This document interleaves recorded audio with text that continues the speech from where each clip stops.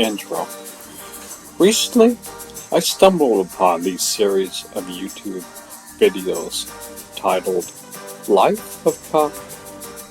It's extremely interesting and informative about the current state of big wave riding. I like Kai Lenny. He is pushing the boundaries of big wave surfing to the max. He has a great sense of humor, and yet he is highly dedicated to what he does.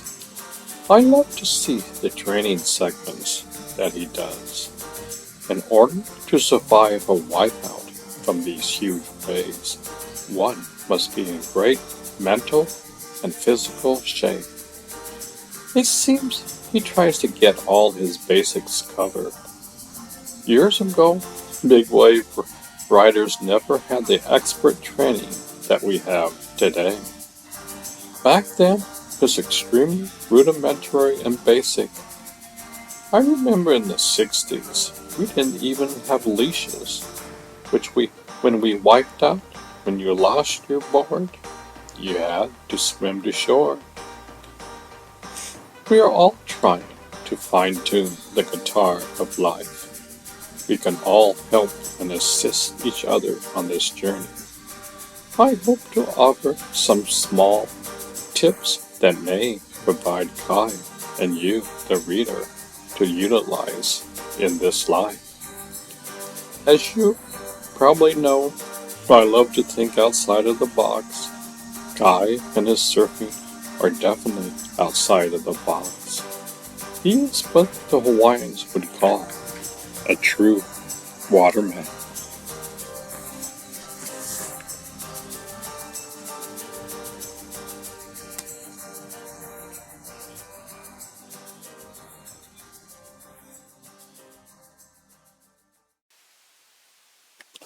Mystic and surfers.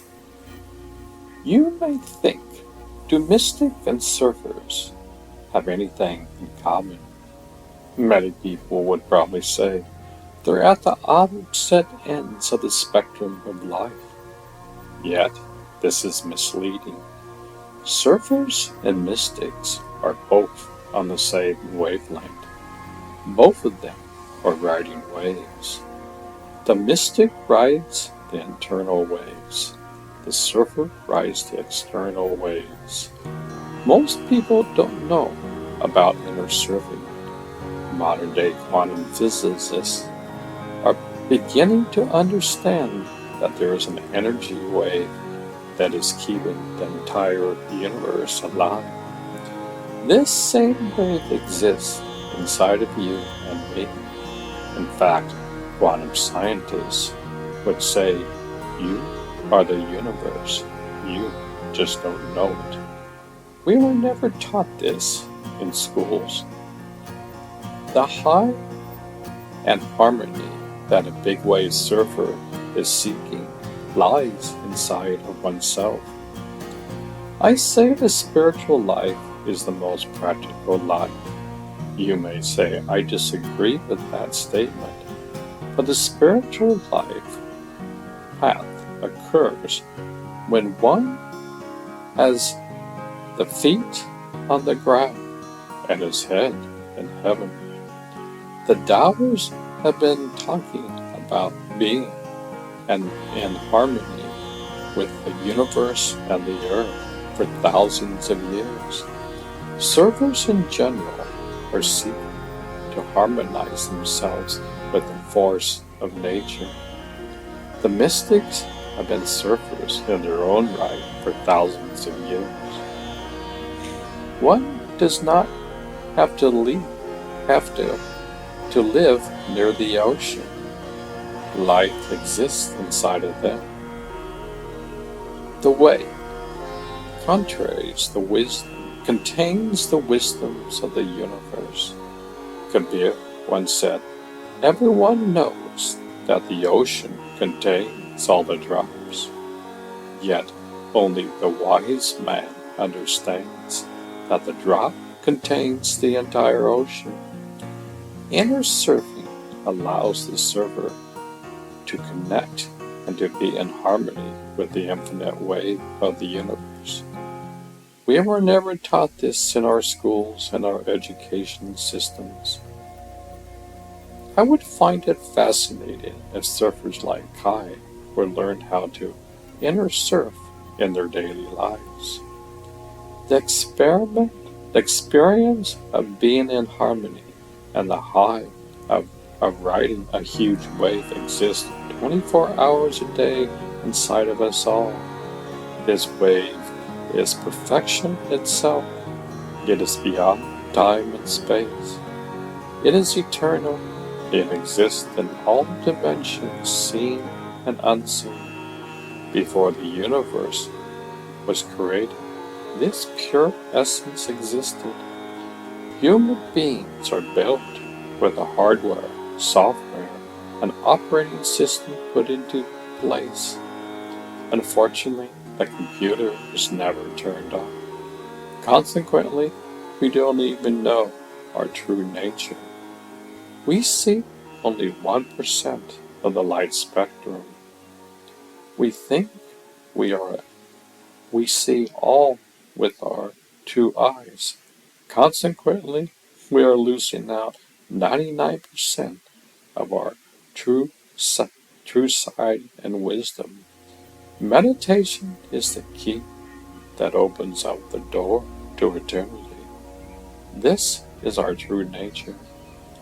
An individual can be both a surfer and a mystic at the same time. Both are fine-tuning their crafts. When a surfer begins to learn how to become a practical mystic, this is where true wisdom starts to manifest inside.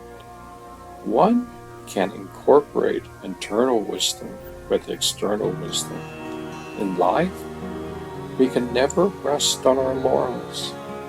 We are always progressing and learning on this journey in life. Life is not boring, yet we may lead a boring life. Many of these principles in this book are to help you understand your true nature and to assist you in having a better life. The more a person is in harmony with the universe is in harmony with you. The more attention you pay to something, the more attention it pays to you. You may say, if this experience exists inside of me, why don't I experience it? I have a question to ask you. How much attention do you place on the inner jewel that lies inside of you? If you don't even know that there is a jewel that exists inside of you, then that is the reason why you can't experience it in your daily life. Meditation is not only when you close your eyes. Meditation occurs 24 hours a day, and in all different states of consciousness, we place so much focus and attention externally. We can't see the forest from the trees. Meditation is a way to be in harmony with nature itself 24 hours a day. Granted, this is a slow and gradual process. It's like a tuning fork. A tuning fork vibrates to whatever frequency it is tuning with. The mystics understand this and have a practice where they learn how to be in tune with the waves of the universe. A mystic learns how to be in harmony with the waves of life wherever he goes. Each moment is sacred. Each moment is unique. Each moment is an opportunity to experience the harmony of all things in life. Consequently, the mystic doesn't get bored. Boredom may occur, yet the mystic goes beyond boredom. Boredom is a state of mind. A big wave surfer may get bored with little waves. He may on land be like a fish out of water. When I was a teenager, my parents took me to Yosemite. Yosemite is one of the wonders of the world. Yet, I didn't have a good time. I missed the ocean. I look back now. I see how much I was out of harmony. Signposts are all around you. Do you have the eyes to see? The mystic learns moment by moment to see the unity of everything. Everything in life is sacred. As the Zen Buddhists would say, chop wood and carry water. The spiritual life is a practical life. One does not have to go to a cave. One should be in this world and yet be beyond the world.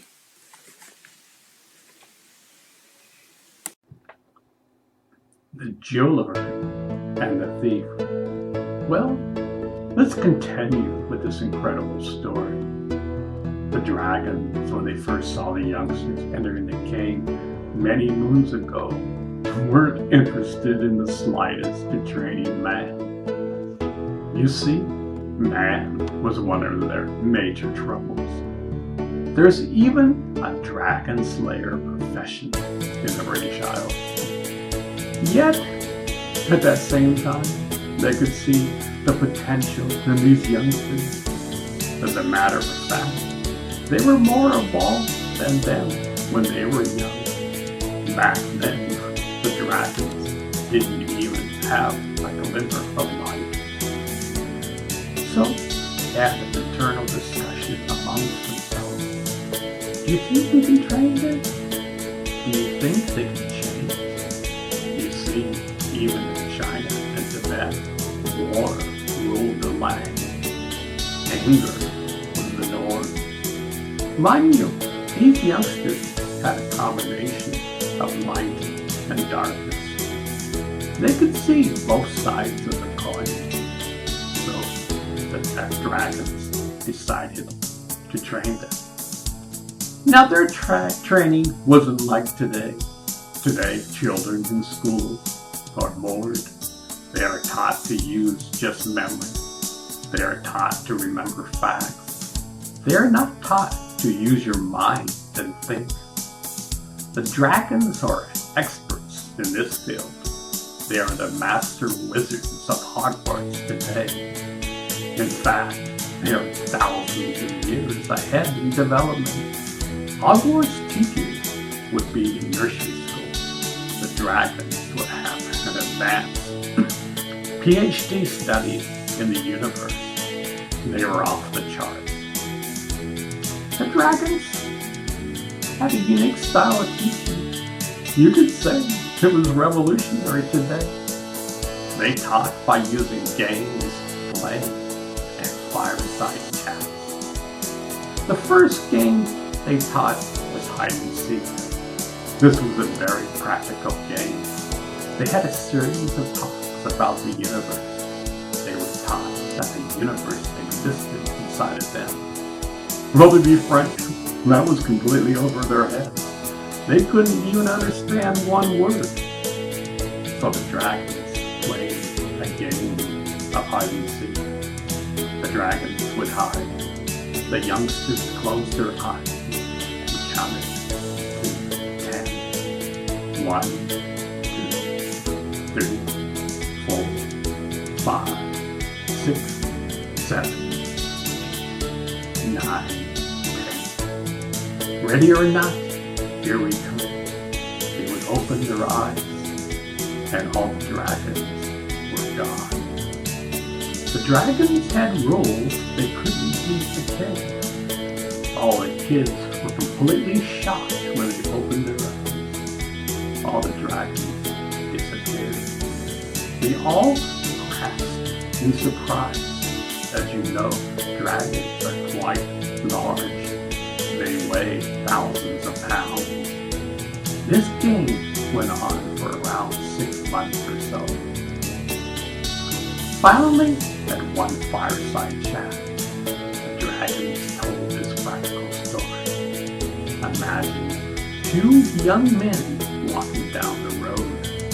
They were headed to a town 5 days from their current destination. One of their men was a jeweler. The other man was a thief. The thief knew this man had a very precious jewel that he was carrying. As I said, both of them were going to the same town. They decided to travel together. They had a long journey ahead of them. Hours passed. They were quite tired and exhausted. Fortunately, there was a simple inn ahead of them. They both decided to spend the night there and share a room together. Both of them decided to have dinner together. The jeweler went first, and a few minutes later, the thief joined them. While the jeweler was holding the table for them, the thief was looking all over for the precious jewel. He was quite dumbfounded. He was the greatest thief in the land. They had dinner and went to bed immediately. They weren't in the mood to drink the ale and party into the night. Well, guess what? This went on for several days. Finally, they reached their destination. By then, the thief was totally confused. He thought, this is going to be an easy steal. He said to the jeweler, I'm a thief. As a matter of fact, I'm a king of the thieves. I knew you were carrying a precious jewel. Every night, I knew you hid. Every night, I knew you carried a precious jewel. I knew you hid the jewel inside of the room. Every night, I would search all over for it. I got quite frustrated when I couldn't find it. Where did you put it? I'm dying for an answer. The jeweler said, I knew you were a thief. I knew you wanted to steal the jewel. Every night, I would hide it in a place you would never look. The thief said, and where is that? The jeweler said, under your own pillow. The thief knew he was outwitted and outsmarted. Well, the kids loved this story. They were well acquainted with thieves and jewelers. They went through their towns quite frequently. The dragon said, let's play a game of hide and seek again. This time, focus on your breath. Close your eyes. To their amazement, the dragons appeared inside of them. They couldn't believe it. How could all the dragons appear to them inside of their being? This was the starting point of their incredible adventures. Now, when they played hide and seek, they knew where to look. A single but necessary step took place. They knew it was both an inward and outward journey. The youngsters were thrilled. Each time they played the game, the youngsters knew where to look. They loved to play this game. All the first-time students had to go through the same baby steps that others went through. You see, this path is 2 steps forward and 1 step backwards. You learn from your progress and your mistakes. Never give up. Planting the seeds. The dragons have a master plan. They know you need a solid foundation to build one. Baby steps are needed on this journey. At first, the youngsters had to learn how to focus inside, meditate. If they didn't learn that at even a simple level, the youngsters would pay all attention to the outside world. This is why they had to play hide and seek over and over again until it became a habit. It became second nature. They learned over time that God and the universe exists within. One another game the dragons used was peekaboo. The dragons had their own style to this game. The children would close their eyes and say, peekaboo! And the dragons would instantaneously reappear inside of them. The children would laugh so hard each time they did this. They never got tired of it. Even when they got older, they still got a big kick out of this game. This taught the child that the dragon world exists within. You are never alone. This helped the child in daily life. You see, their life was rough. Most of them never had the opportunity to go to school. Even at a young age, they had to work in the fields. It was tough and demanding.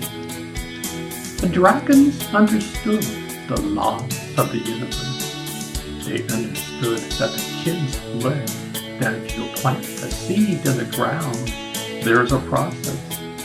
A seed doesn't grow overnight. The crop must be tended to. You must pull your weeds. If you don't, the weeds will overtake your precious crop. You had to toil the soil and water it. It took a tremendous amount of energy. Well, the kids had no problem understanding those principles. The dragons then explained, you have an inner garden that must be attended to. You must pull your inner weeds of anger, war, greed, hate, and intolerance. You must learn how to pull the weeds of bullying. You see, this was a major problem in China and Tibet. It still is rampant in the West. The dragons were probably the best psychologists in the world. They understood the mind to such a great extent. They truly knew the ways to develop a healthy and positive mind. They understood that the universe is kind, the universe is patient, the universe is love and compassion, the universe is tolerant. You see, you are the universe, you just don't know it. The youngsters never heard of such a thing. They're only used to see war, bickering, and anger. Sure, at times they experienced a little happiness, but they never knew that they could change their emotional state. They didn't have to be angry or bully other people around. The kids learn how to truly transform themselves. The dragons taught them how to hesitate before they speak. They taught them to be conscious of what they spoke. They were taught, if something is negative, don't say it. They understood it was placing more wood on the fire. The dragons knew about bullying. Remember, they were bullied all throughout their lives. Remember, that was one reason they left. There was this little innocent girl named Pima. Pima's name means lotus. She was like a lotus, very pure. Because she was pure and innocent, the boys loved to taunt her and bully her. She constantly had to endure this. The dragons were quite aware of her pain. Anyway, to make a long story short, they came up with a master plan. The next time the boys tried to bully her, the dragons would come to her rescue and roar. I mean, roar. It could be heard all over the valley. The bullies would run away in fear. Pima was so kind in nature, she would console the bullies and they would become best of friends. One by one, the bullies were transformed. They became students with the dragons and were transformed. It's kind of funny that modern day psychologists didn't embrace positive mental health until the 1980s. They only taught about the ailments of the mind. The East has been teaching and learning for thousands of years. There was even a rumor that Buddha learned from the dragons. He got his learning from the inner dimension. Buddha was considered the first psychologist of his time. He understood the mechanics of the mind which is still in play today.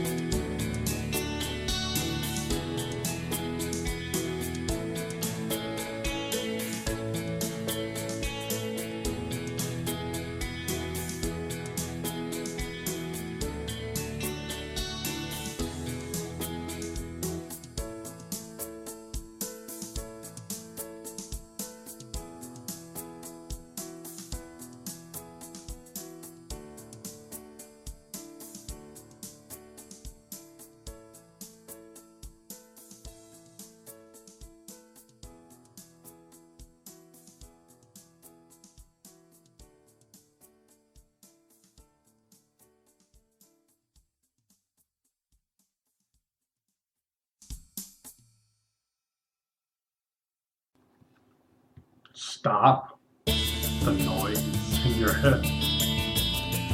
As the children began to learn how to meditate, they saw how powerful the mind is. They never noticed that before. They asked the dragon how to stop the noise in my head. Of course, all the dragons laughed. They laughed because everyone goes through this. You see, the mind is the most difficult thing to control in the universe.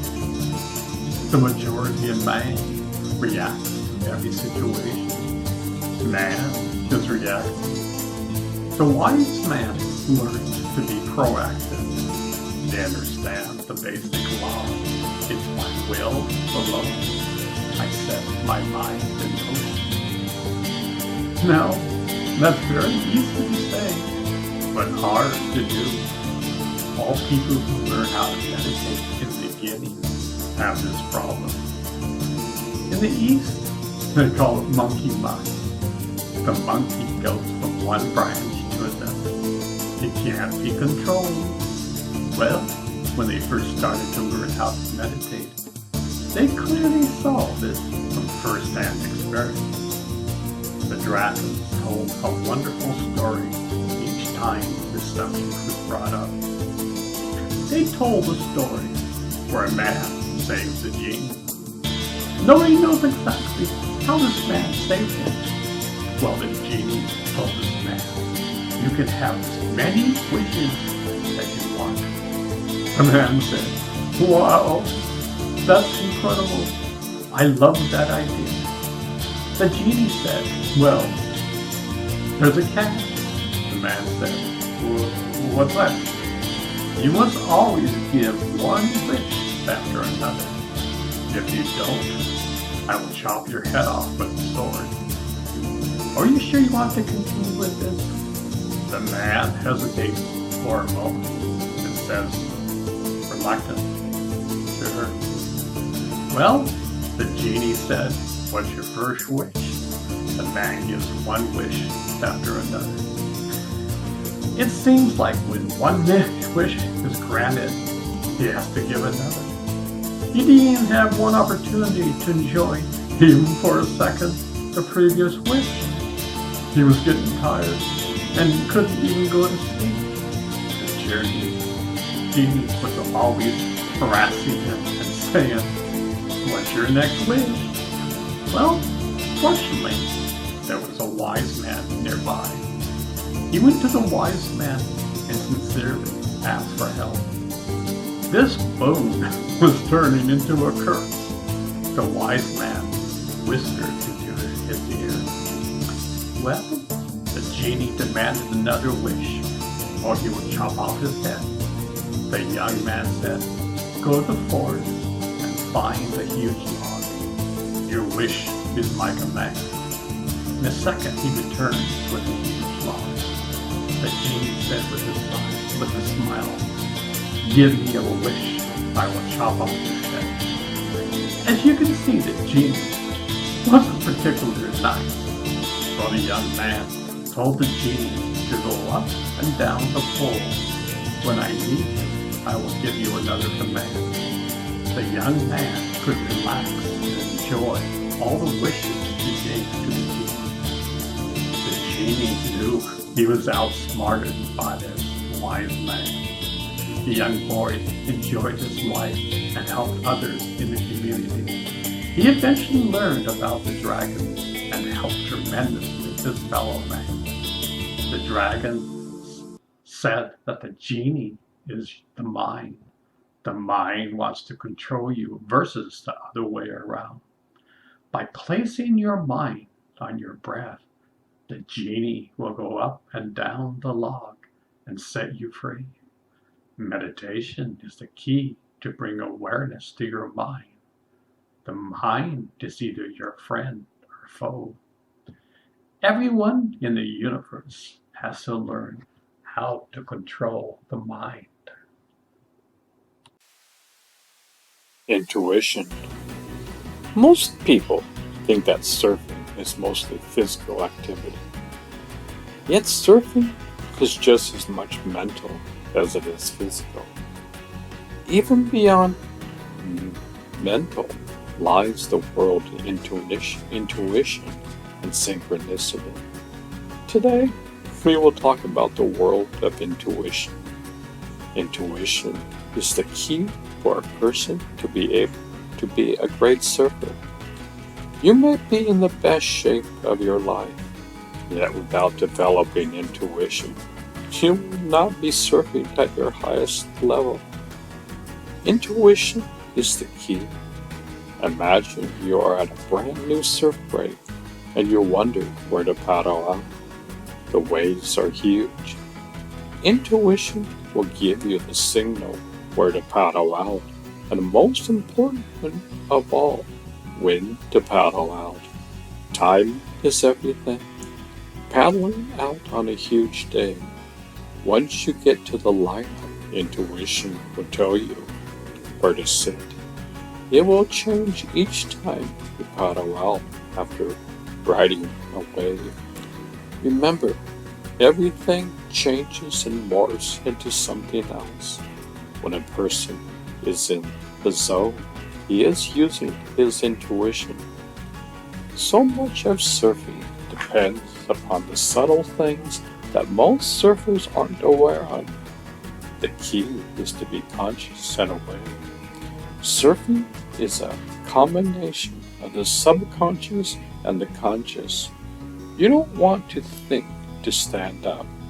One must have the automatic reflexes built in to the system where it is automatic.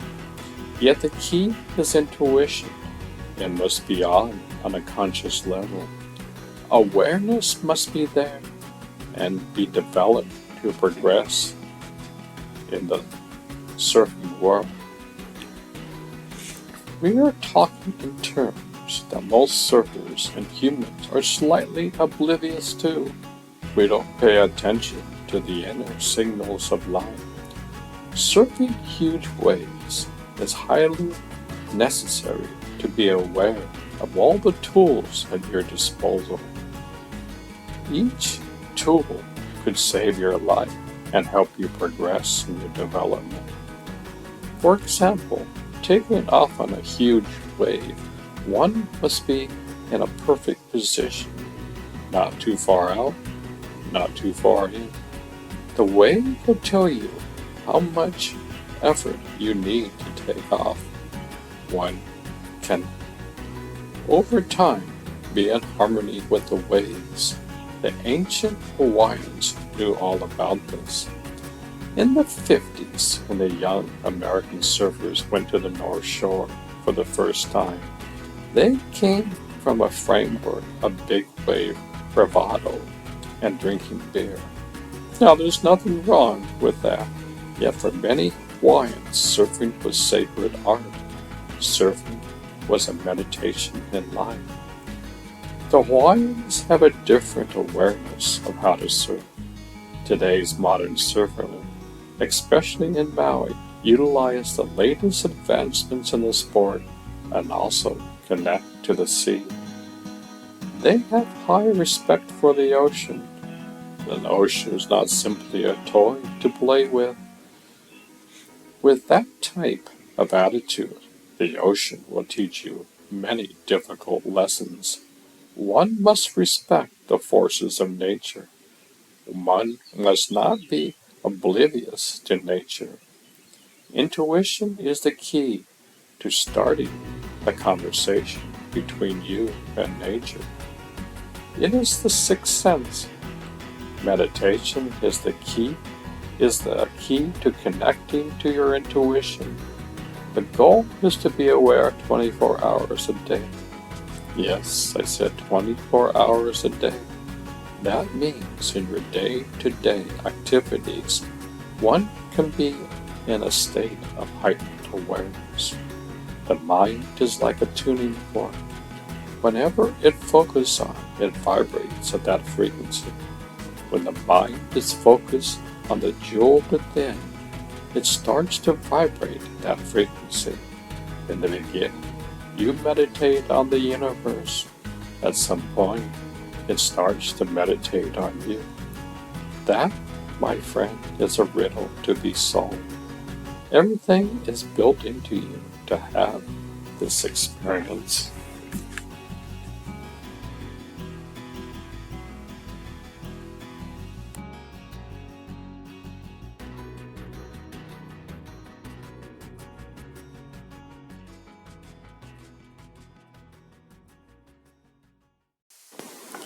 Synchronicity.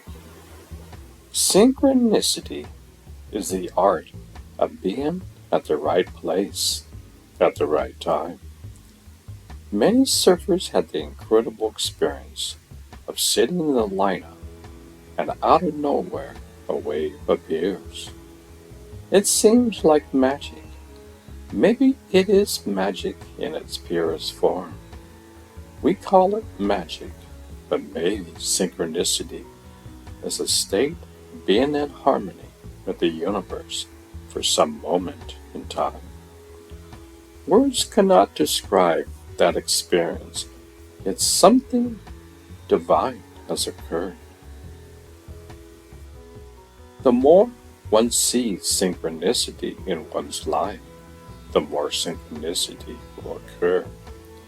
One must transcend the normal state of existence and enter into a natural state, which we think is unnatural. We spend too much time looking externally that we lose touch with the precious gifts that exist inside of us. Synchronicity is a way to go back home. Imagine having a radio and a station, KGOD, is being broadcast 24 hours a day. To listen to that station, one must tune into that frequency. If you dial into a higher or lower than KGOD, you still won't be able to hear the station being played. Yet, when you completely dial into that station, one will understand what I'm talking about.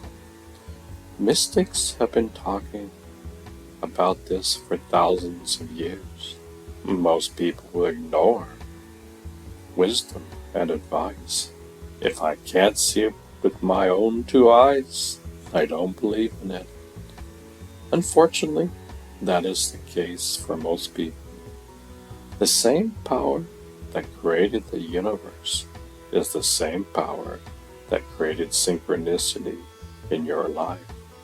We think we are separate and alone. We think our actions are mundane. We think we aren't a piece of the puzzle in life.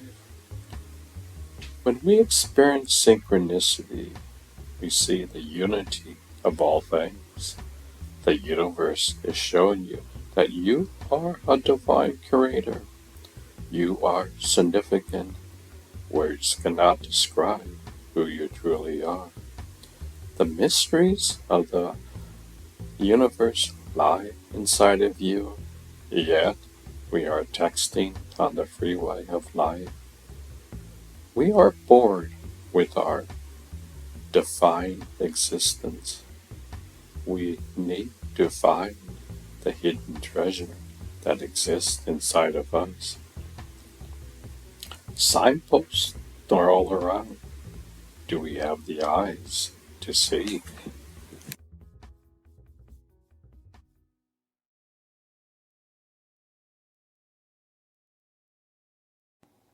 The definition of synchronicity is the coincidental occurrences of events, and especially psychic events, as similar thoughts in widely separated persons, or a mental image of an unexpected event before it happens. How does that sound? Spooky? All of us have had this feeling before. We can't quite pinpoint it. It's like a part of us is beyond time and space. It's called our higher selves. This part is like a cosmic soup where the entire universe came from. It is beyond time and space. As humans, we are hardwired for this experience. This is why at times we have the feeling of synchronicity. Somehow we tap into this state and bring something up which is out of the ordinary. A mystic state of mind is ordinary, yet for us it's not. We all have these gifts inside of us. Look within for the answers.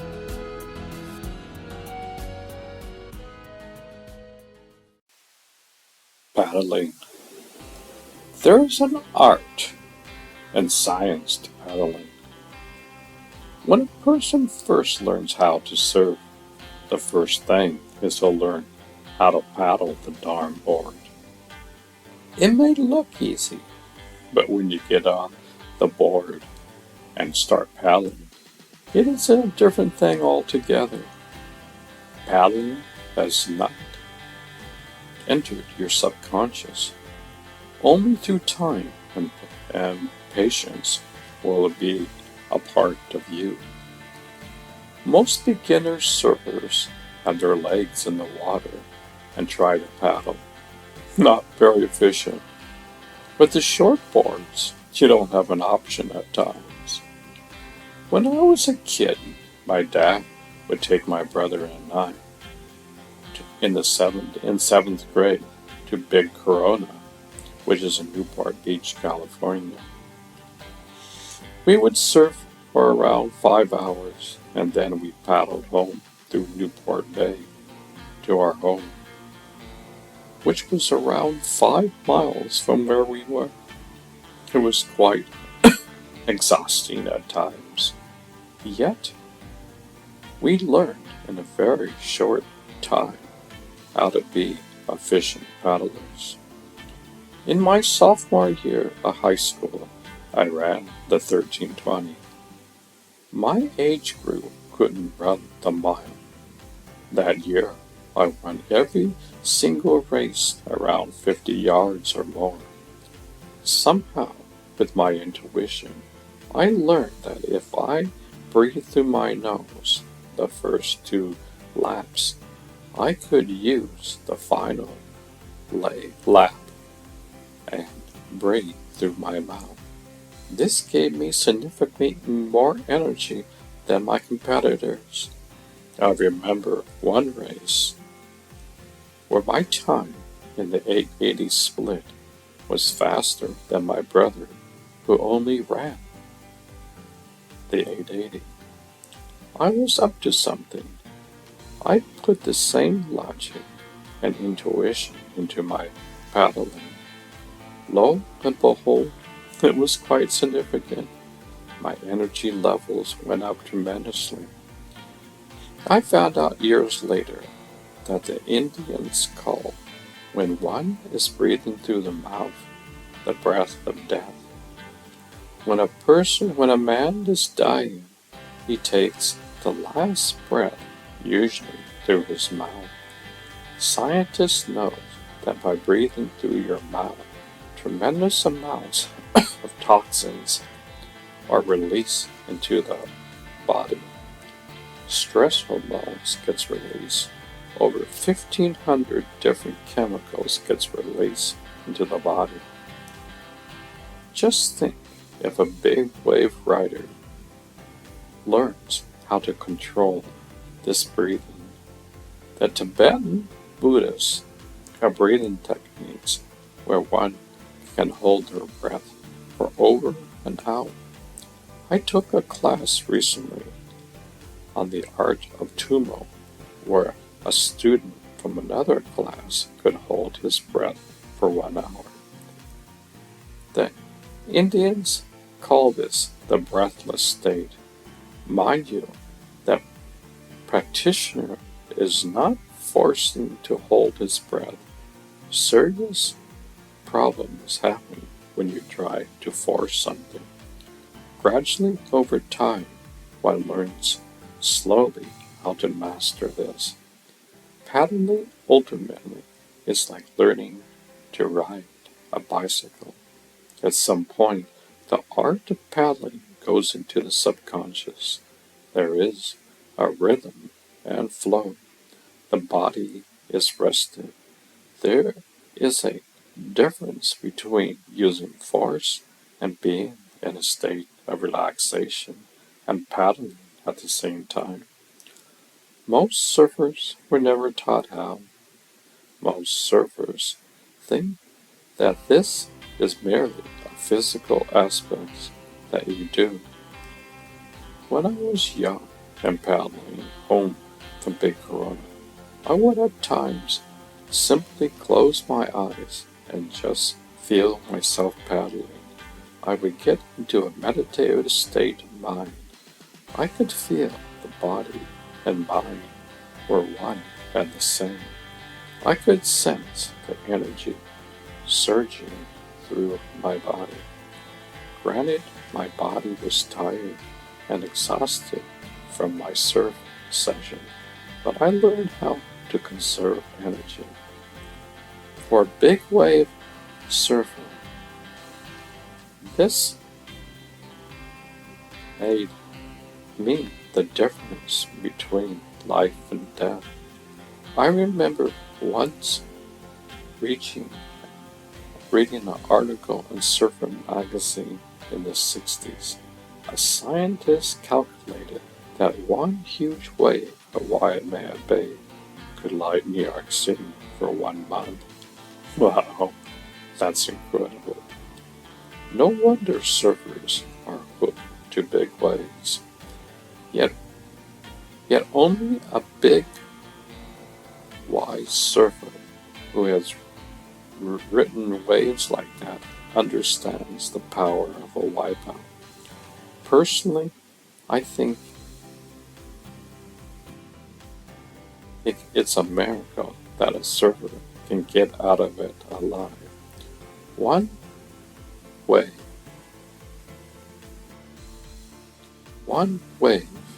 can light New York City for 1 month, and yet a surfer can survive a wipeout on that wave. Mind you, that was only a 20-foot wave. Surfers today are riding waves at least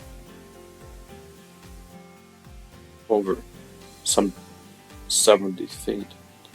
No wonder for a big wave surfer, everything must be scrutinized and enhanced. One must be impeccable in his training. Training will make all the difference in the world when things go wrong. Unfortunately, nobody gets a free ride. One day or another, a surfer will be in a situation where it's life and death. There's no other way to say that.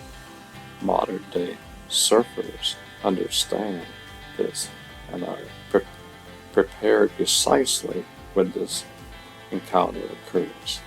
The art of paddling is very subtle. One must be conscious. One must learn how to use the internal focus within to your own advantage. One must learn how to conserve energy. One must learn how to be and flow with your mind and body. One must be totally relaxed.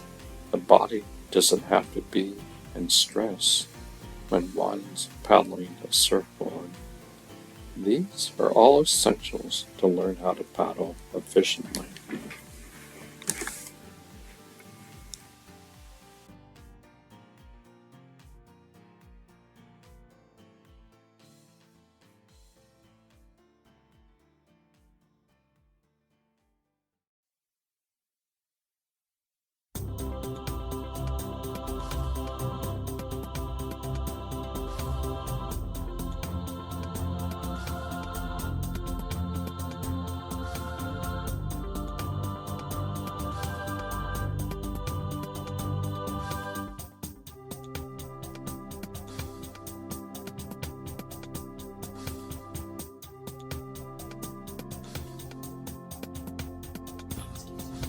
Quantum field. Every single moment we are entangled into the quantum field. This is where we came from. You were never created, nor will you ever die. We get glimpses of it every day. Yet most of the time, we don't know it.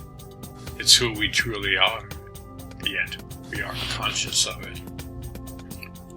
When the Chiefs are so far behind, and you only have 6 minutes left on the clock,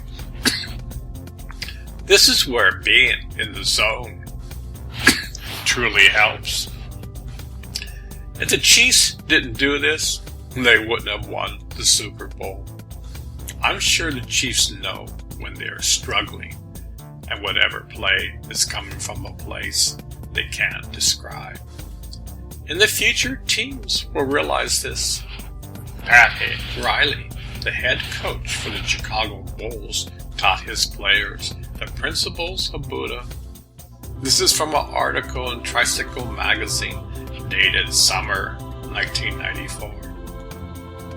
Through meditation practice and other techniques, he teaches players to experience the joy of being in the moment, and to blend their individual talents with the consciousness of the group. As he puts it, being aware is more important than being smart. I completely agree with this statement.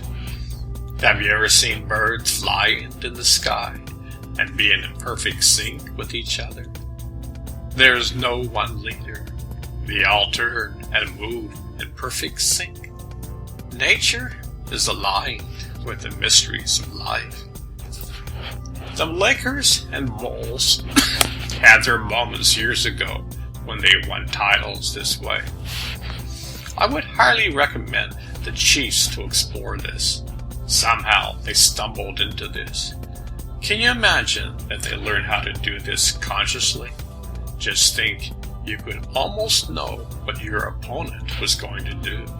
The entire team moves and flows in the direction that is needed. Both the offense and defense moves in this manner. This is not science fiction. Nature does this all the time. Why don't we mimic nature? The Taoists have been doing this for over 4,000 years.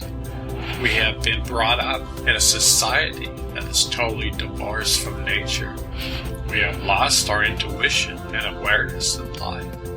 In the future, all teams will have to learn this in order to be competitive. The team that is unified and moves as one has the advantage. Even if you improve by just 1%, you have an advantage. I'm sure Coach Andy Reid would love that. Just an ounce of awareness goes a long way. Imagine if each and every moment the players could tap into this quantum field. The players' awareness would change overnight. This is just the beginning stage.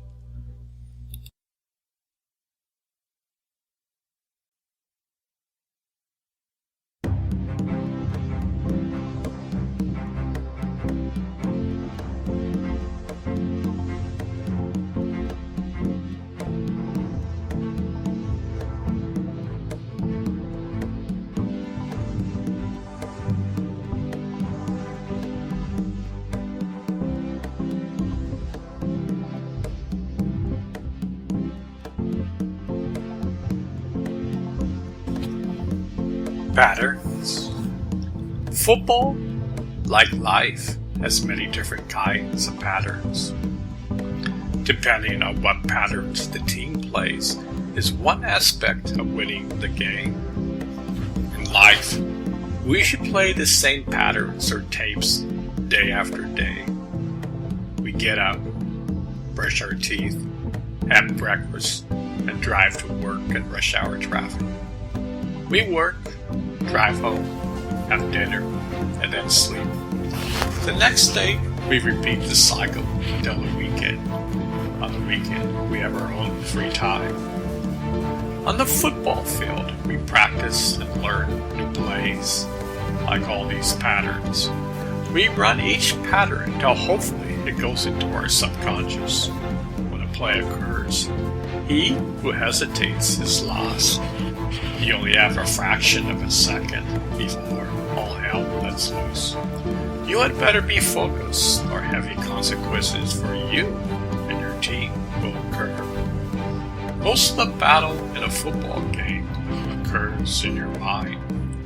When you're in the zone, you play the patterns perfectly. Everything is in sync. It seems like everything is in slow motion, yet in a few seconds, the play is over. When you're not in the zone, everything seems clumsy. Your timing is off. Mistakes are made. There are no team unity. We have lost that state of awareness. I'm sure the coaches spend thousands of hours developing new plays. They see what works and what doesn't. Personally, along with that, the players need to learn how to live in the zone. You can have the greatest patterns in the world, yet if you're not in the zone, you will have difficulty accomplishing it. Look, I'm not saying the play won't get accomplished, but the inward state of mind will be agitated. When the mind is calm, this is where miracles happen. Look what happened when Patrick Mahomes was down in 3 different games. Opponents thought they had won the battle. Yet, with a clear mindset, the Chiefs came from behind and won the games. So we need great plays or patterns and the team to work as one to win the game. Imagine if just one person didn't do their job properly, the play wouldn't have worked, especially in professional football. The team has to operate as a single unit.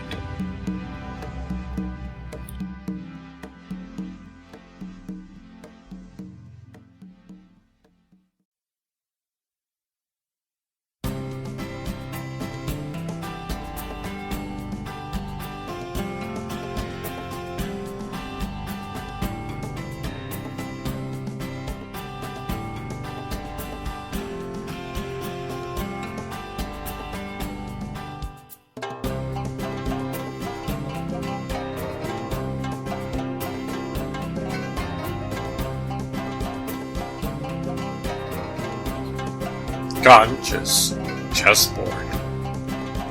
Football reminds me of a conscious chessboard. It reminds me of a scene out of a Harry Potter movie. Each teammate has a certain position on the board. The other team has players facing the other team. They have their own unique positions. The goal is for the offense to score points against the defense. The other side is trying to stop you. Mind you, some of these players weigh over 300 pounds. The quarterback only has a fraction of a second before a freight train comes barreling down on them. The coaches come up with the various configurations of their offense and defense. The other side does the same. It is quite an interesting affair. Just think, you may have the most incredible play design, yet if just one person is out of sync, the play won't work. There's constantly a battle going on. Each time the center snaps the ball, all hell lets loose.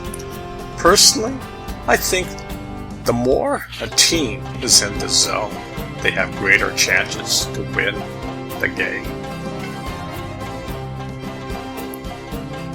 I see when a team gets too cocky, they may lose the game. The San Francisco 49ers found this out the hard way. Members of the team posed for a photo in the end zone. They were trying to taunt the Chiefs and their fans. Well, within 6 minutes, the Chiefs won the game. You see, mental health is part of the game. Life will teach you a lesson when you get cocky. When your ego flares up like a peacock during the game, someday your pride and ego will come down on you. Remember, the opposite sides have memories of you being cocky. People say that anger can take a team to victory. I totally disagree. I say awareness is the key. When the Chiefs are in the zone, they could win any game. When they're out of touch of the zone, they have a tendency to lose. I think football is at the forefront, where they see in order to win, the mind must be in control. This is very crucial. When the mind is agitated, it's like a swarm of mosquitoes biting you. Imagine they are biting you, and 4 defensive players are barreling down on you. Imagine if the players learned how to be Zen monks while playing the game. They learn how to be in the zone and act as one. If a team did this, they would dominate the game. They could be unbeatable. Being in the zone allows the team to think and act wiser than their foes. It's almost like an invisible thread tying the team together. This thread is conscious and aware. Each teammate can communicate without words to each other. In other words, the team would be totally synced. I think this is what the coaches desperately want. Any edge helps to win the game. Personally, I think this will bring teams to a higher level. Pat Riley clearly demonstrated this over 30 years ago with the Bulls and Lakers. Maybe the mindset has changed and teams will be opened up to this. What have they got to lose?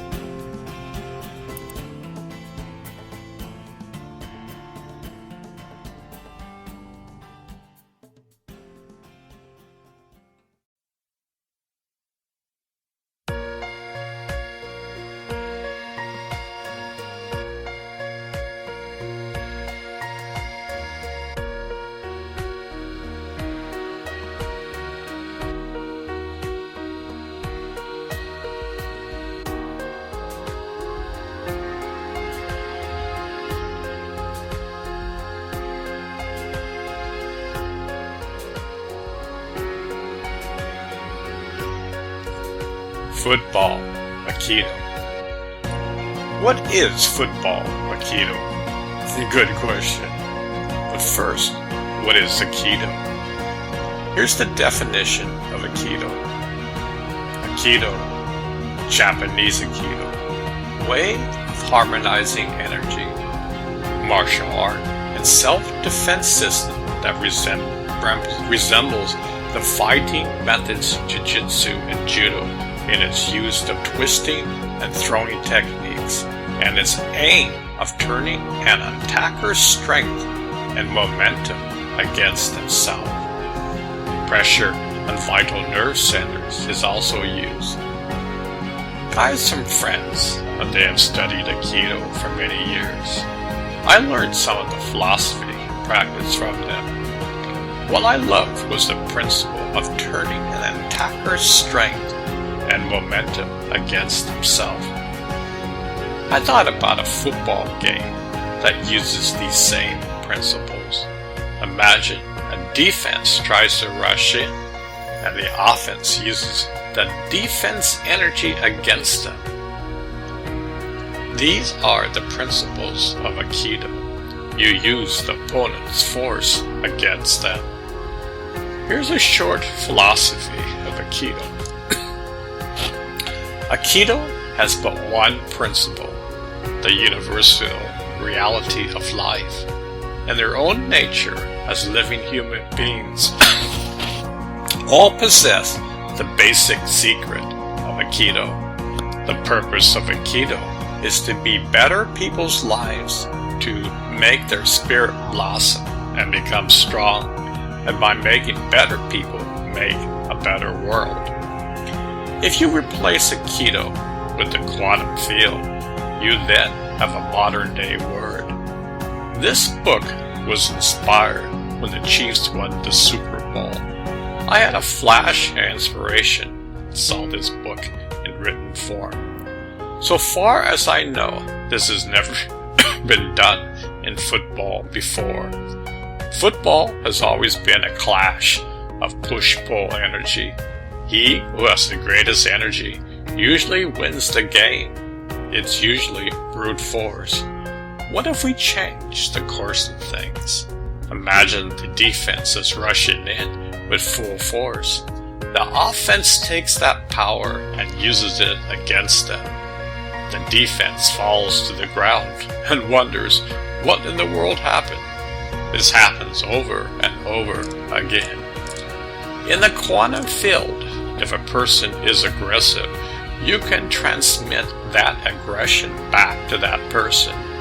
You don't have to accept it. Suppose somebody gets angry. Usually the other person will respond with anger back. This is what we do every day. It's quite kindergarten. The wise man won't say anything but smile. He has nothing to prove. The wise man has gotten over his ego and smiles at life. These same principles can be used on a football field. It's taking the quantum field and understanding these universal principles. In my eye, the team that has a higher understanding of these principles will be the team to beat. The Kansas City Chiefs many times throughout the season was in the zone. At times they were so far behind the opponents thought the game was over. Yet each time they came from behind and won the game. Imagine if they could take this to the next level. How about if they could consciously learn how to be in the zone? What would happen if they learned Aikido and used the opponent's force against them? That would bring them to a much higher level than they are today.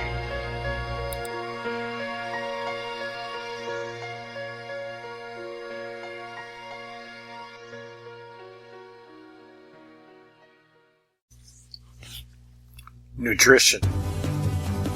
When you think of a professional football player's meal, what do you think? Probably a huge piece of steak. This has been a standard for probably half a century. This has been the norm in the sports world. Yet some players and teams are thinking outside of the box. Take, for example, the Tennessee Titans. Here's an article I found. It was written by Ava Brown. Did the Patriots lose to a bunch of vegans?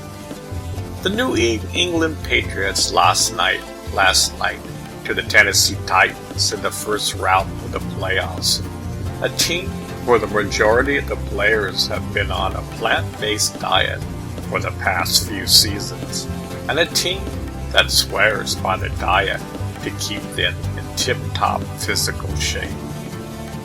The Titan players who are on the vegan diet said that's why they were able to make it to the playoffs for the first time in a decade back in 2018. It sounds crazy, I know, but is that the reason why the Patriots lost last night? In 2018, 11 players on the Titans went vegan. Last night, they beat 6-time Super Bowl champions because they outplayed them, out-hustled them, and maybe they had a better pre-game vegan meal. I learned about the Tennessee Titans and their plant-based diets from the Netflix documentary, The Game Changers. It's a documentary that showcased top athletes from across the world who are on a plant-based diets. The documentary also goes into the science of why athletes who are on a vegan diet are outperforming athletes who are not on a plant-based diet. In the document, they follow the Titans and how the vegan journey all started with the outside linebacker Derek Morgan. He was the only one on the team not eating meat, but his wife is a chef. After games on Sunday, he would invite members of the team over to their house to eat a post-game meal. At first, the teammates made fun of him for eating vegan, but then they tried it themselves, and they loved the way it tasted. After just a couple of weeks on the new plant-based diet, they were playing better than they ever had played before. It looked like they haven't turned back since. But let's take a look at TB12. Tom Brady eats an 80% vegan diet. That's easy to learn if you picked up his book, The TB12 Method. Most of his diet consists of organically grown fruits, vegetables, whole grains, meat, nuts, seeds, and legumes. Ding, ding, ding. That's a vegan diet. So, is this a lack of fruits and vegetables the reason why the New England Patriots aren't going to win a 7th Super Bowl? Brady is still the GOAT, but he can't do it alone. If I were the Patriots, I'd pick up the TB12 method and start reading it before next season rolls around. And I'll also take a few pages from the plant-based book of the Tennessee Titans. Disagree?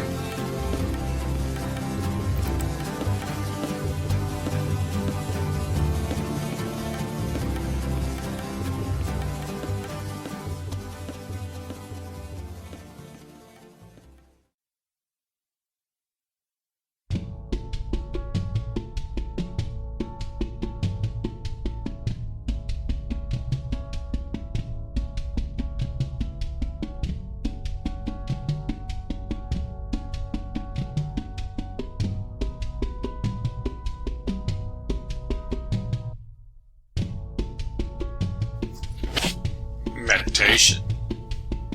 You may wonder what meditation has to do with football. Isn't that an oxymoron?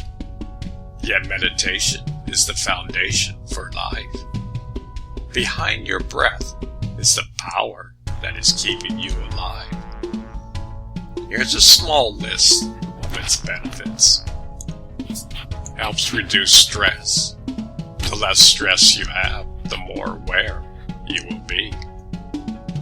Increase concentration. A player will be more aware of the playing field. Move into a higher brainwave state. Most people's standard brainwave state is high beta. This means that cortisol is constantly being secreted in the body. They can't shut it off. Over time, this causes many different kinds of diseases. The disease occurs when the mind, body, and soul are not at ease. Better time can seem to move a bit slower. Can you imagine if you could respond just a fraction of a second ahead of your competitor? You would have an advantage. Imagine if the entire team could do this. Wow. Enter the zone, quantum field. The team that can enter the zone consciously will have a huge advantage. How did the Chiefs come from behind so many times during the playoffs? The opposing teams thought the game was over. Yet within minutes, the Chiefs came from behind and won the game. In a meditative state, one learns how to turn an attacker's strength and momentum against himself. Mind, body, and soul are in sync. Decrease chatter of the mind. Can you imagine playing a football game and the mind is like a swarm of mosquitoes? It is constantly biting you. Football games can be won or lost due to your state of mind. You are your own master chemist. Your body and state of mind is a reflection of what you think on and off the football field.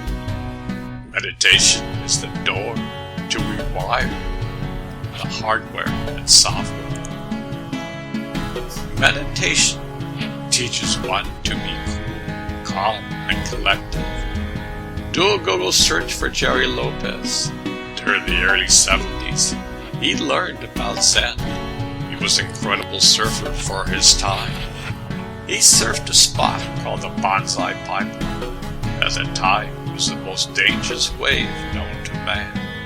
Jerry was a Zen surfer who was cool, calm, and collected, surfing the most dangerous waves on Earth. The average person would die or get seriously injured if they tried to do what he did. Sidestep danger. Meditation helps you to sidestep danger. This can be used on and off the football field. Increased intuition. The team that has increased intuition will win the game. If you can sense what your opponent is going to do, you have a greater advantage. Football is so much more than just the physical aspect. The mind, body, and soul must be in sync.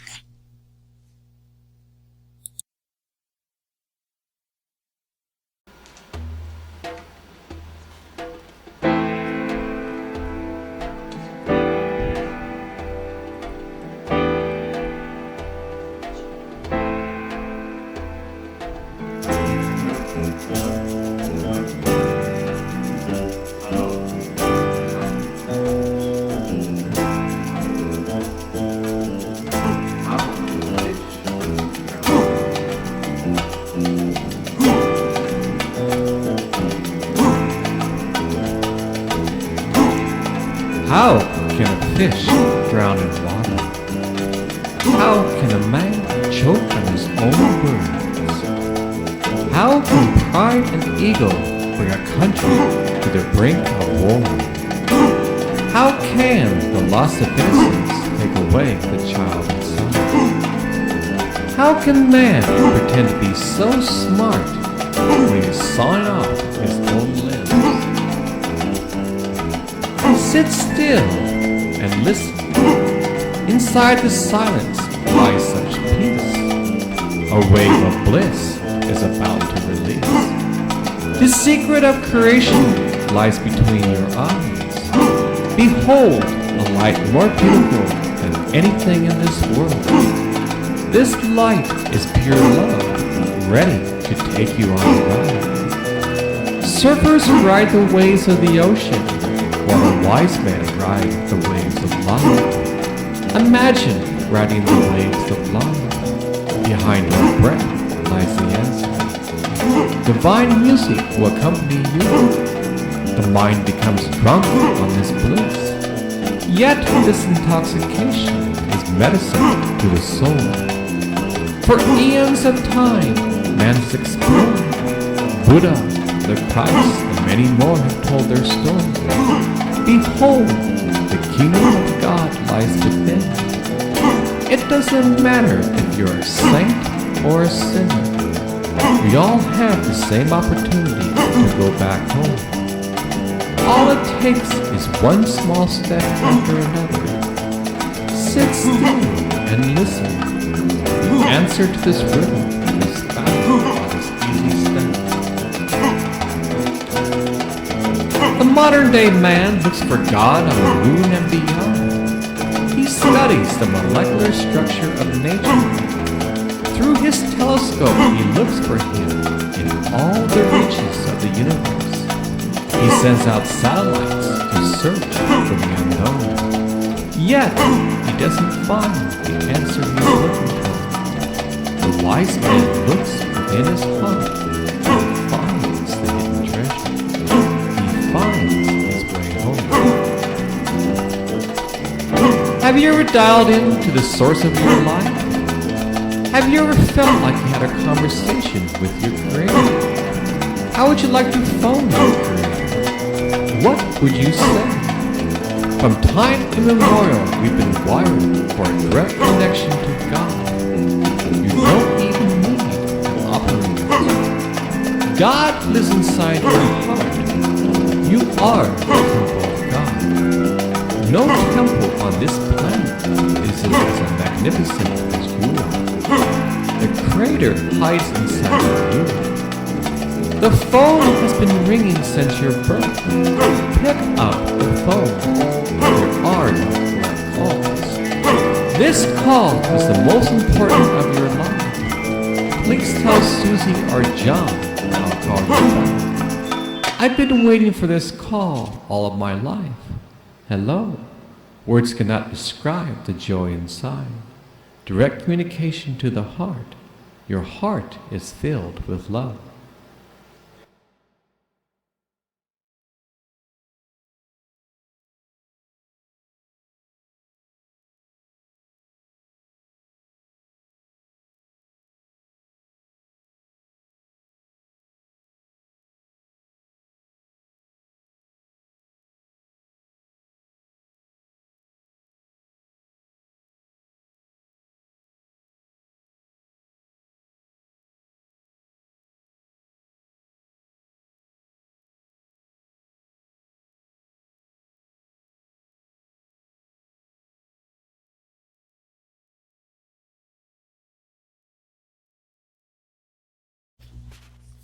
Anger and brainwaves.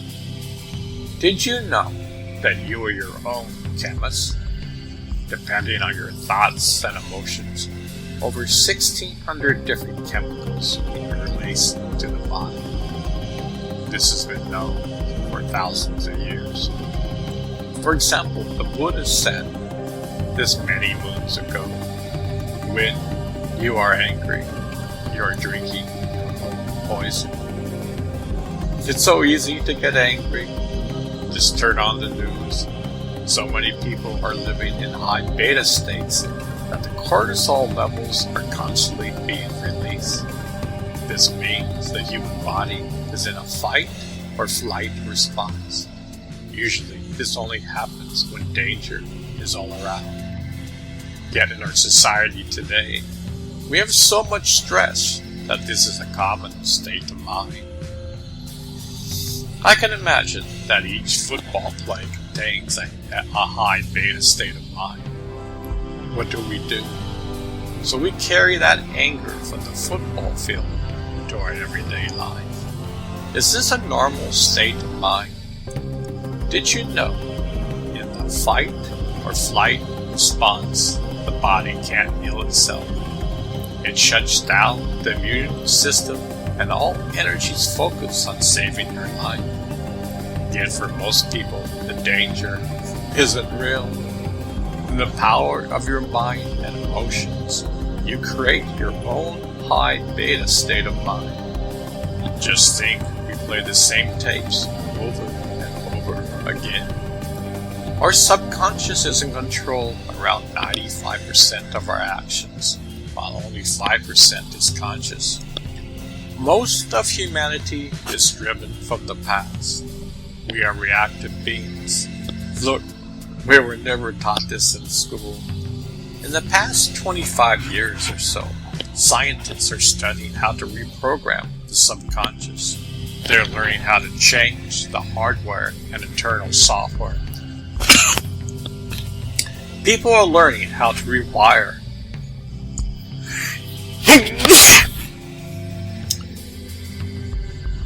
People are learning how to rewire the neural networks in our brains. When a man begins to do so, he advances to the next level in the video game called life. Most of humanity stays at the same level. They never advance. We act and respond to each and every event in life. It's automatic. It's part of our habits and personality. A proactive being is one who lives in the center of the hurricane. The hurricane force winds of the mind are present, while one is perfectly calm. Look at Jerry Lopez. He took off on the most dangerous waves at that time at the Banzai Pipeline. He was cool, calm, and collected. He surfed in a Zen state of mind. Scientists have been using instruments that measure the various brainwave states for around 30 years. They're getting quite sophisticated. Take, for example, Joe Dispenza. He travels all around the world and has a group of scientists that travel with him. He teaches people to enter the Zen state of mind, or known as the quantum field.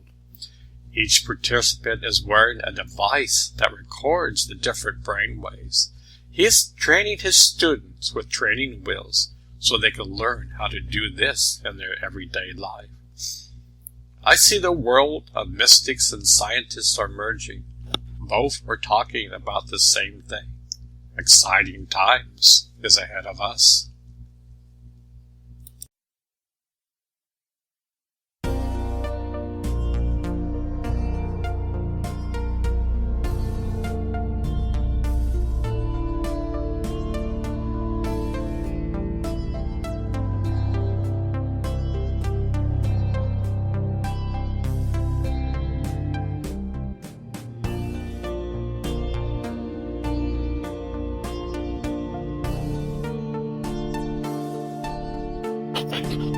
Sleep. Many people think that sleep is a waste of time. If you are a professional football player, your sleep is worth more than all the gold in the world. Some elite athletes are getting 12 hours sleep. They're taking an hour nap during the day. By doing so, they have a huge advantage over their competitors. You see, during sleep, your body is repairing itself. A football player places a huge demand on the body. Personally, I can't even imagine just one game the kind of trauma that occurs. Each play is super intense. Proper sleep is the way for the body to recover, heal, and overcome any injuries. I would imagine many young players who love to party well into the night. They wake up in the morning with a hangover. They struggle to get out of bed. Maybe it's game day. Their body and mind are already off-center. They are not 100% ready for the game. What happens if half the team does this?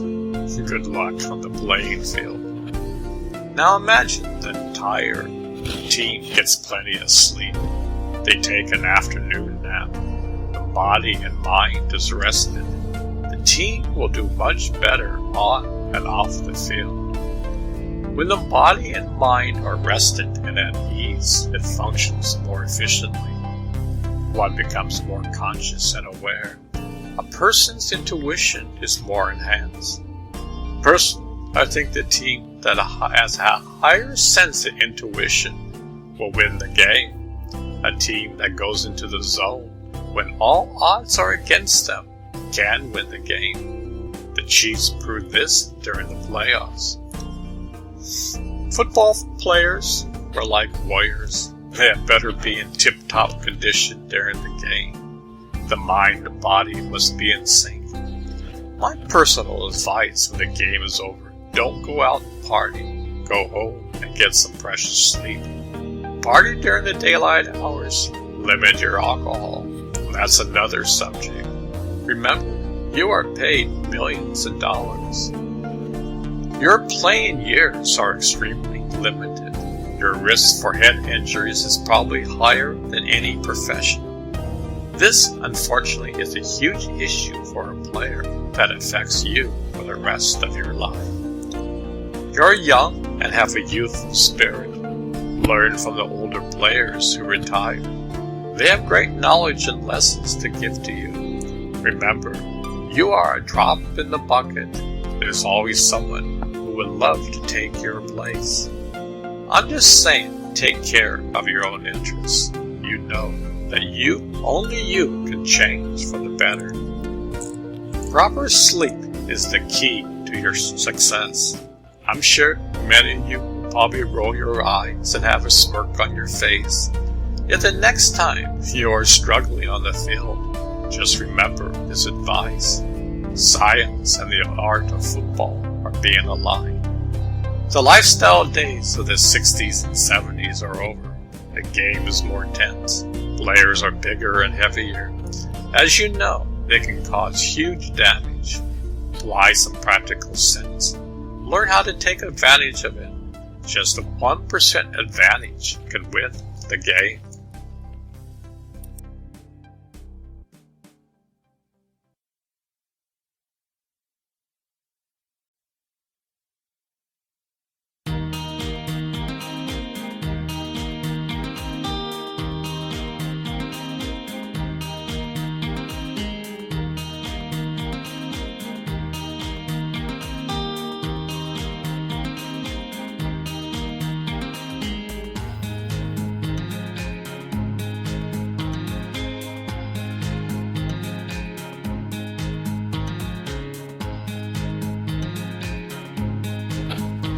Cold water there.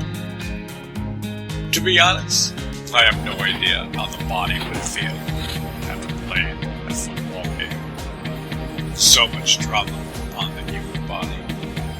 People get injured all the time. I'm hoping that the teams are taking a cold shower, baths, or body. Written note there. Cold is your friend at this moment in time. Your body's extremely inflamed. This is probably 100 times more than the average person. Most players might party the night away and have a few drinks to unwind. I know that common sense is uncommon. Your coaches train you all week long before the big game. I hope you are learning what to do after the game. Your body needs to recalibrate itself. It needs to rebalance itself. If you don't, all the stress is still active in your body and mind. You will not recover properly. Your body will hold on to this, and after each game, your stress will increase. Consequently, your body will decide for you to take early retirement. Look, your body will never be the same after being a professional football player. Nobody gets a free ride. So gather wisdom and information while you can. Cold is your best friend after your workouts and playing a game. It will help stop inflammation. Inflammation will occur. Cold water will help stop it to go further. In the last 10 years, scientists have been studying the effects of cold water therapy with professional athletes. Wim Hof is known worldwide as an expert in this field. He holds numerous world records dealing with the cold. For example, he climbed Mount Everest in his shorts. For Wim, cold is his friend. Even if you take a 5-minute cold shower after a game, your body will respond. It's like pressing a reset button in the body. This is preventative medicine at its finest. Hopefully, your team doctors are teaching you this. You need all preventative tips at your disposal. So much is riding on the line. You are treading water. You are walking on a fine-edged sword. You must be wise.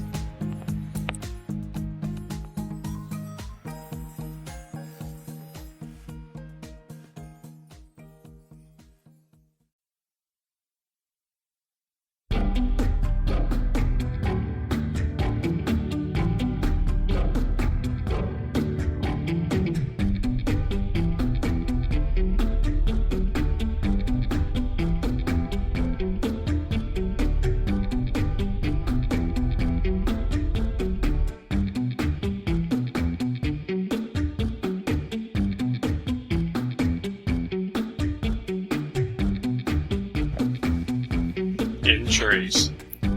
Injuries are a common occurrence in football. Most players will get some sort of injury during the playing season. I'm thinking out loud here. In my eyes, many injuries could be prevented if we could use the opponent's attack of energy and reverse it. Imagine the force would go back towards the opponent. Consequently, the body wouldn't absorb the shock. Heavy trauma wouldn't occur. In my chapter on football, Aikido, I explain this. My next chapter is on Hatha Yoga. Hatha Yoga will help heal and prevent injuries from happening. Many injuries occur when the muscles are extremely tense. The day-to-day workouts, the gain during the week, all contribute to the body and mind being stressed out. Also, when the mind and body is not in the zone, injuries will occur much more frequently. In a state of mind, the player is struggling.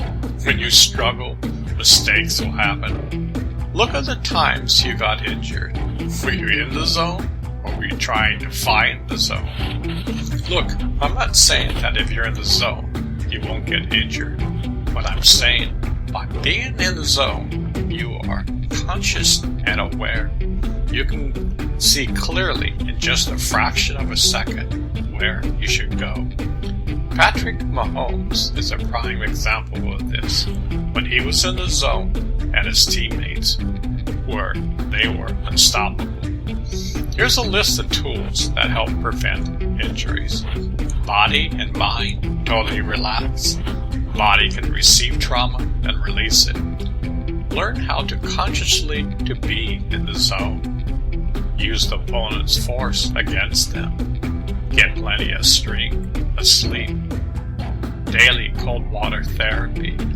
Meditation. Release emotional baggage. Hatha yoga practice. Qigong practice. Nutrition. Learn the latest. See Go and Vega chapter. Proper weight training. Let the body totally relax. It takes around a week to fully recover.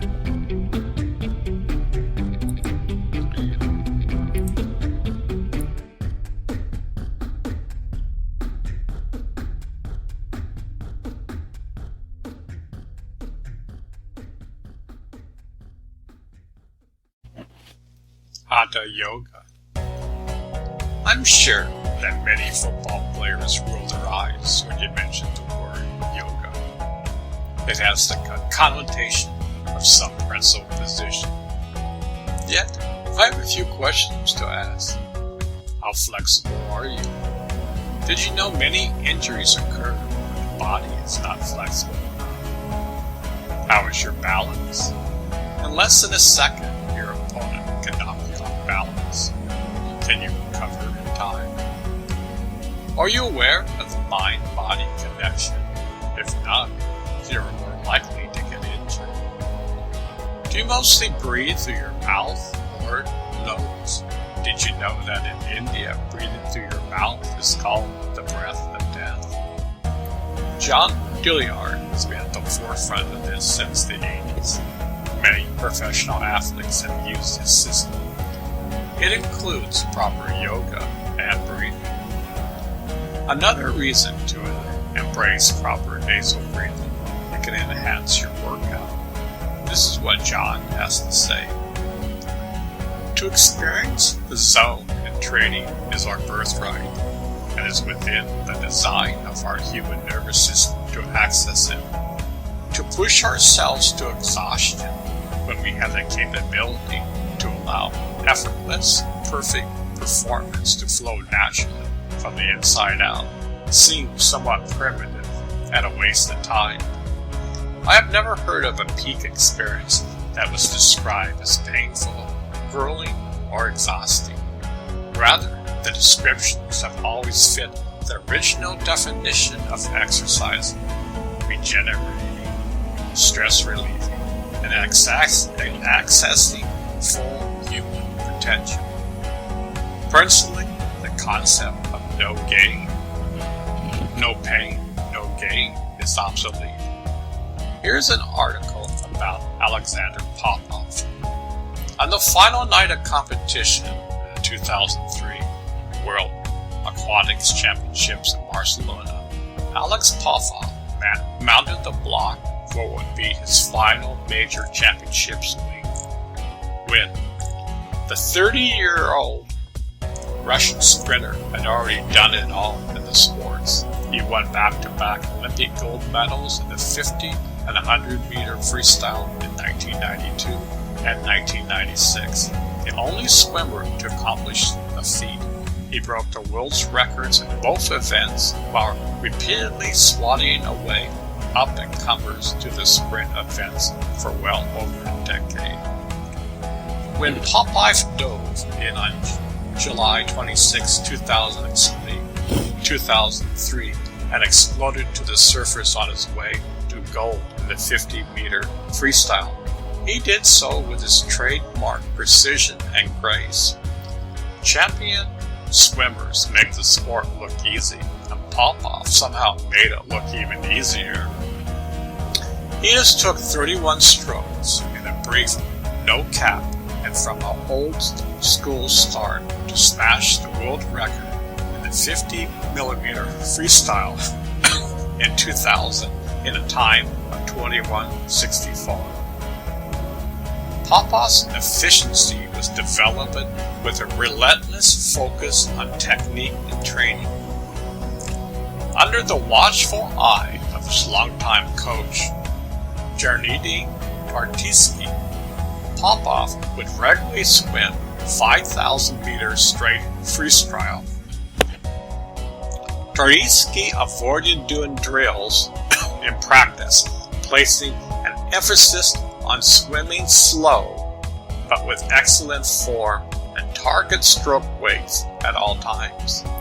Popov's stroke didn't change from training to competition. The same effortless-looking technique he used on race day was the same balanced, high elbow catch that he brought to practice every day. There was no distinction. There wasn't practice swimming or competitive swimming. There was only one stroke. The effects of all these meters with perfect technique and practice was that by the time Popov got up on the block, he didn't need to think about what he wanted to do. He didn't need to worry about his stroke collapsing or choking or planning how he wanted to feel in the water. It was just a matter of diving into the water and let his body do what he had done a million times in training. Popov's habitual technical excellence was such that he could regularly swim at world record settings pace in training. Literally, the story goes that a pre-Olympic training camp in Colorado Springs, Popov got up on the blocks for a surprise get-up 50-meter effort. The coaches in attendance, including USC's David Solm, who later talked about the occurrence, clocked Popov at a stopwatch at a time that was 0.10 seconds below the existing world record. Popov trained the way he raced, and he raced the way he trained. How many swimmers can do the same?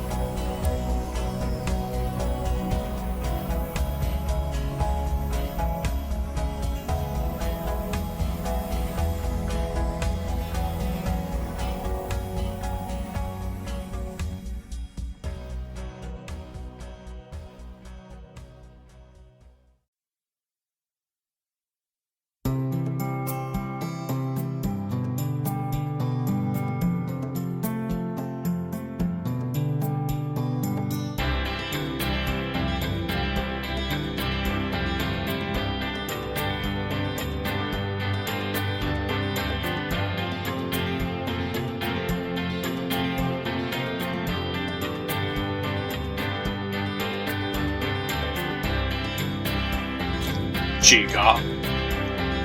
The Taoists were great mystics and scientists of their times. They understood there's a central force in the universe, which they called the Tao. The Tao that can be told is not the eternal Tao. The name that can be named is not the eternal name. The nameless is the beginning of heaven and earth. The name is the mother of 10,000 things. Qigong has been around for about 4,000 years. They have many different forms, yet the essence is the same. They weren't divorced from nature. As a matter of fact, they became one with nature. In the West, most people are totally divorced from nature. You think all indigenous people are primitive. Their whole society is based upon a relationship with nature. Nature is their home. We don't have this concept in the West. I say a lot that signpost is all around us, yet we don't have the eyes to see. Take, for example, this human body. We take it totally for granted. On average, a person at rest takes about 16 breaths per minute. This means we breathe about 960 breaths an hour, 23,040 breaths a day, and 8,409,600,000 a year. A person who lives to 80 will take about 672,768 breaths in a lifetime. Now imagine that the majority of mankind never is truly conscious of their breath. Behind your breath are the power that is keeping you alive and the universe alive.